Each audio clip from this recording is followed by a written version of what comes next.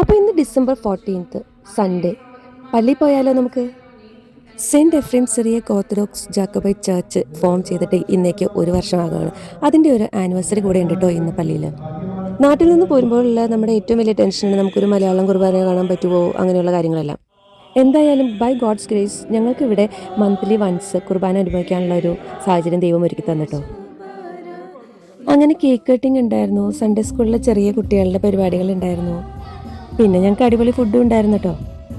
അടുത്തതാണ് ഇന്നത്തെ ഒരു ഹൈലൈറ്റ് എന്ന് പറയുന്നത് ക്രിസ്മസ് കരോളിന് പോകുക. അപ്പം നമ്മളങ്ങനെ പല വീടുകളിലും ക്രിസ്മസ് കരോളിന് പോയി. ഇതിനെല്ലാം ചുക്കം പിടിക്കാനായിട്ട് ഫുൾ എനർജിയിൽ ഞങ്ങളുടെ വികാരിയായ എൽദോസ് അച്ഛനുണ്ടായിരുന്നു. ഇങ്ങനെയൊക്കെയാണല്ലോ പ്രവാസികൾ മാക്സിമം എൻജോയ് ചെയ്യുന്നത്.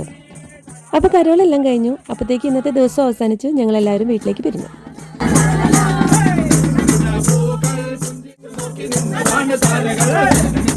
Merry Christmas and a Happy New Year. Hallelujah.